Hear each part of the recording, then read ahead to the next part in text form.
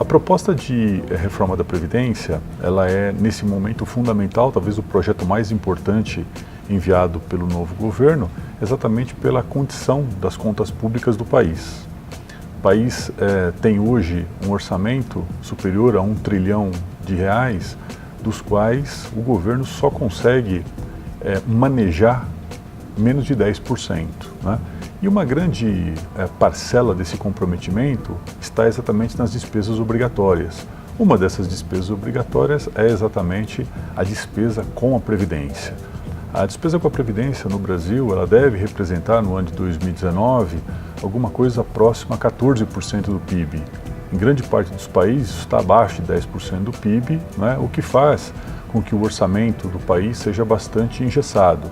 Quando nós falamos em engessamento, nós estamos falando basicamente em saúde, em educação, em infraestrutura, que ficam comprometidos exatamente porque os gastos com a Previdência são bastante elevados no nosso país. Os esforços do governo devem se concentrar na aprovação dessa reforma, exatamente pela importância que ela representa e principalmente por possibilitar ao país ter alguma flexibilidade no que tange à gestão do orçamento público. Dos itens mais importantes da reforma da Previdência, nós podemos destacar alguns aspectos que parecem fundamentais e colocam exatamente, se aprovada, claro, o nosso regime previdenciário em linha com o que existe já no mundo desenvolvido, né? Então, primeiro é a extinção no médio prazo, da possibilidade de se aposentar por tempo de contribuição. O Brasil ainda é um dos poucos países do mundo em que as pessoas podem se aposentar por tempo de contribuição. Então a proposta ela prevê uma regra de transição, mas já na década de 30, ou seja, portanto daqui a 12 anos, nós teríamos as aposentadorias todas elas por idade. Tanto os homens, no caso 65 anos, e as mulheres, neste caso também 62 anos. Um segundo ponto importante da reforma é exatamente a equalização do setor público e do setor privado. Então, aposentados do INSS se aposentam com um teto que hoje gira em torno na casa de R$ 5.800, enquanto ainda existem carreiras do funcionalismo público, principalmente aquelas que entraram antes do ano de 2003, que se aposentam com um salário integral.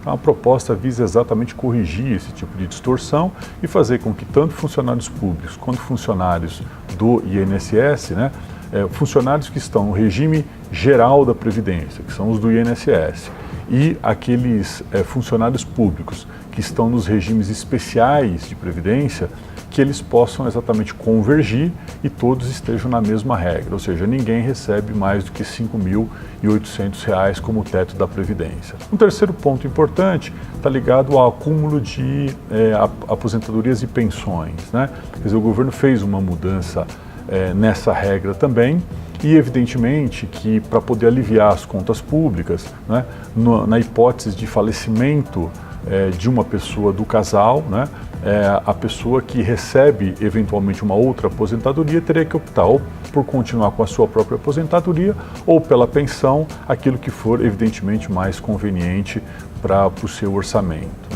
E um outro elemento, e aí está muito mais ligado à assistência social, são as questões ligadas ao BPC, que é exatamente um recurso que é utilizado para aquelas pessoas mais carentes da nossa sociedade, que ao atingirem 65 anos de idade, passam a poder receber um salário mínimo. A proposta do governo é trazer essa idade para 60 anos, pagando inicialmente R$ 400, e aí progressivamente até os 70 anos de idade, chegar novamente ao salário mínimo.